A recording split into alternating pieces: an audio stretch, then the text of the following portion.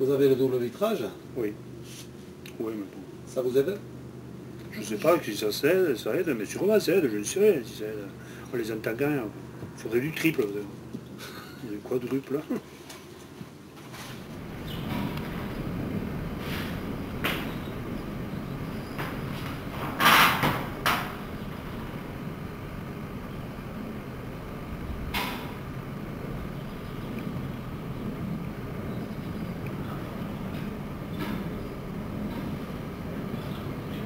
Quand elle faisait du bruit, là, il y a 3 jours qu'il y avait le vent de midi, hein, moi j'étais obligé de coucher là parce qu'on avait notre petit-fils, là, tu vois.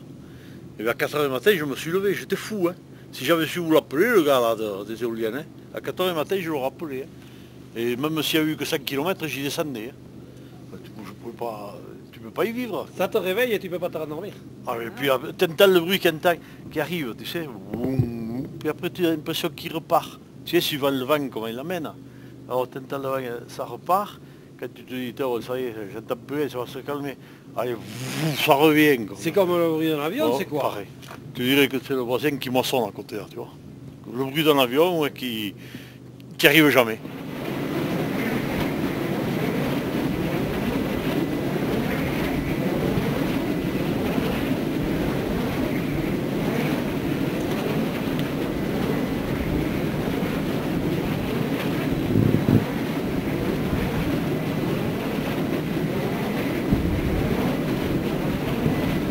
C'est comme si je vous parlais toute la journée, toute la nuit à l'oreille.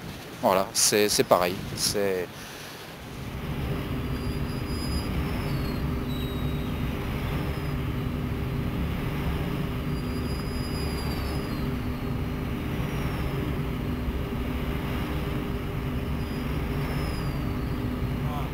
Le rapport de l'Académie nationale de médecine et le rapport de l'Agence française de sécurité sanitaire montrent bien par là que les études d'impact que produisent les promoteurs de l'éolien quand ils ont à implanter un parc sont des modèles théoriques qui ont été étudiés dans des conditions souvent de plaine et ne tiennent pas compte de la propagation du bruit dans les conditions réelles de l'implantation. Et vous savez quelle importance ça a, par exemple sur les Vesoux, avec notamment des versants qui font des échos au bruit, etc.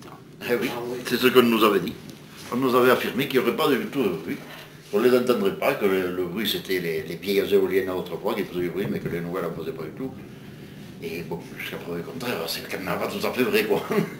Ouais, tu pensais que tu t'es fait avoir? Ah ben complètement, ouais, on s'est fait avoir comme il faut, bien, on s'est bien foutu de nous, quoi, quand on nous a dit ça. Et le bruit te gêne le plus calme? Nous, le plus c'est du vent du nord. Ça paraît invraisemblable, vu l'exposition qu'on est par rapport au vent et par rapport aux éoliens, mais nous, c'est du vent du nord qu'on les entend le plus.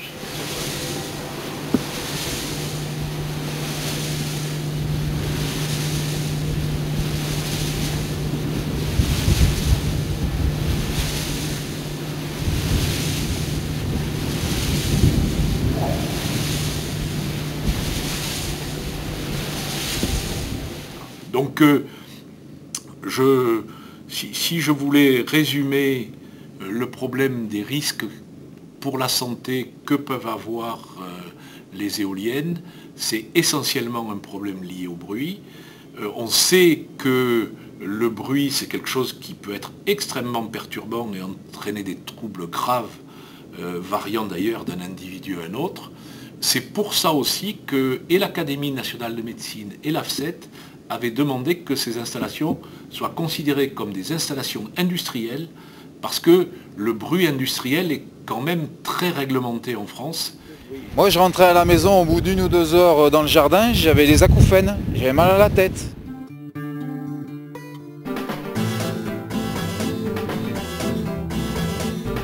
Ce n'est pas parce qu'il y a des éoliennes que ces maisons sont à vendre.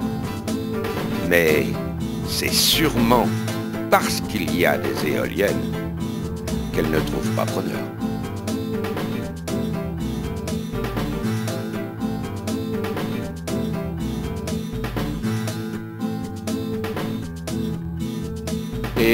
j'essaye de mettre en vente la maison, mais personne n'en veut. Mais c'est totalement compréhensible. Dépréciation de mon patrimoine, c'est-à-dire que même si j'arrive à la vendre, je ne la vendrai jamais au prix où je l'ai achetée. Je leur ai proposé à EDF de m'acheter ma maison. Bon, je leur ai demandé cher quand même, hein, mais c'est ce qu'elle va valoir. Et c'est le...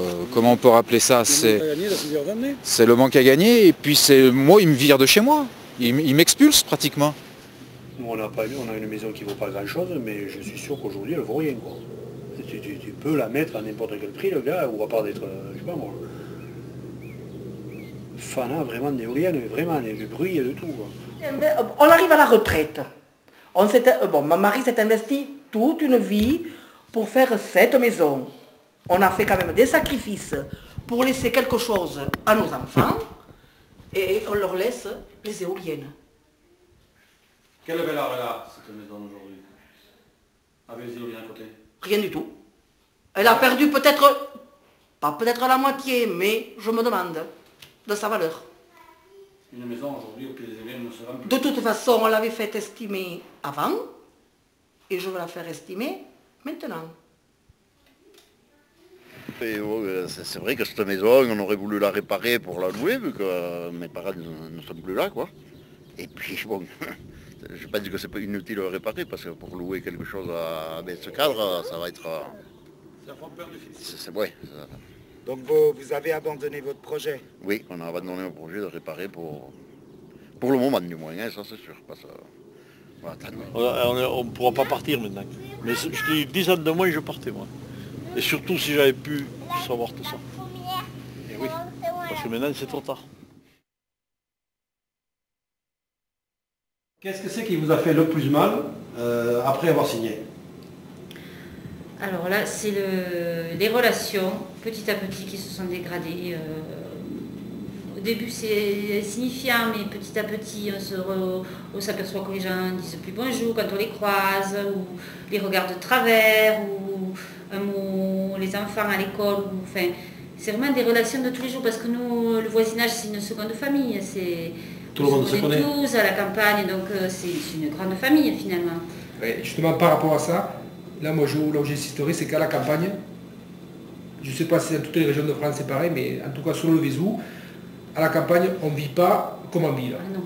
On n'est pas agriculteur tout seul, on dit ça. Non. On n'est pas agriculteur. C'est pas vrai? Tout à fait. On ne vit pas. Les gens ne le croyaient pas tellement, et c'est vrai que c'est au fur et à mesure de toutes ces constructions de parcs que les gens ont compris ce qu'on voulait dire, quoi. Ils se sont aperçus que le coin avait été sacrifié. Et puis tout le monde, ouais, c'est facile, tout le monde nous disait, on est tout contre tout, on est contre tout.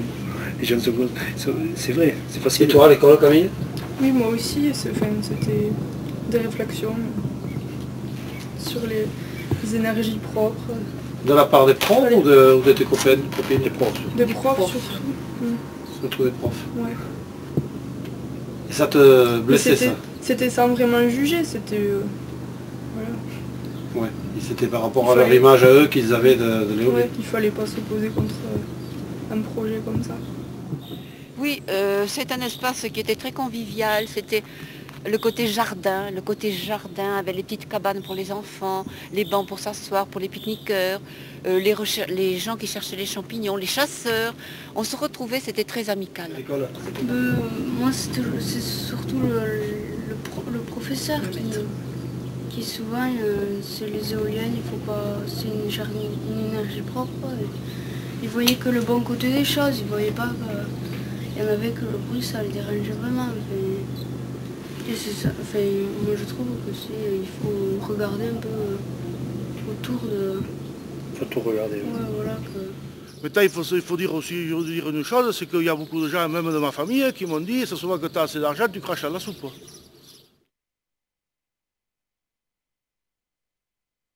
Mais ce qu'il y a de plus ennuyeux, je pense, bon, il y a de l'argent qui rentre, mais les communes auront intérêt à faire attention, ou les intercommunalités, c'est parce que quand il y aura le démontage, au coût du démontage d'une éolienne aux alentours de 150 000 €, qu'on nous a annoncées. Les propriétaires vont être incapables de pouvoir les démonter. Et il faudra bien que soit les communautés de communes ou les communes leur aident si on ne veut pas garder ça toute la vie au-dessus de notre tête avec quelque chose qui ne fonctionne plus. Comme des friches industrielles. Comme des friches industrielles, comme enfin, des cadavres là au milieu des paysages. Voilà. Et de suite, le notaire nous a dit, attention, en France encore, il y a le droit de propriété, donc vous êtes propriétaire de vos terrains. Et il m'a dit, qu'est-ce qui va se passer? Il m'a dit, soit il vous achète le terrain, soit vous le louez. Bon, alors à location, il faut savoir qu'à la suite, pour le démantèlement des machines, vous êtes propriétaire des machines. Donc ce qui fait qu'il ne m'a pas conseillé du tout, il m'a dit non, n'autorise pas à mettre ces machines parce que tu seras propriétaire de la machine. Si le jour où les machines dans 15 ou 20 ans, elles devront être démantelées. L'éolien, c'est en quelque sorte du détournement de fonds publics à des fins privées. Selon le Canard enchaîné, une seule éolienne assure 360 800 € de revenus annuels aux promoteurs. Qui sème le vent, récolte des pépettes. Ben pour moi, l'éolien, c'est plutôt une affaire d'argent qu'une affaire d'écologie.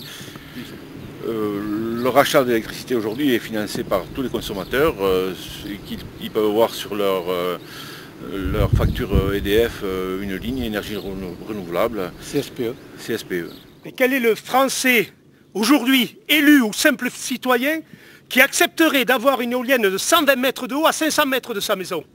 C'est aberrant.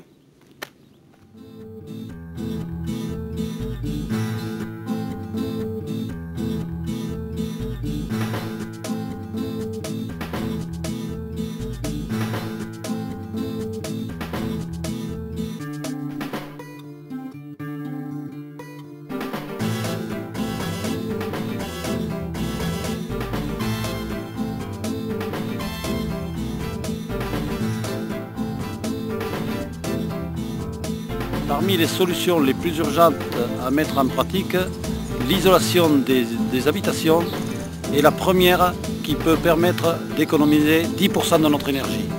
1 € investi dans l'isolation des bâtiments est 20 fois plus efficace qu'1 € investi dans l'éolienne, disait récemment Nicolas Hulot. Une autre solution qui serait très intéressante à mettre en place, ce serait de moderniser nos usines hydroélectriques qui permettrait de gagner 10% de production très rapidement et qui éviterait de défigurer les paysages comme le fait l'éolien.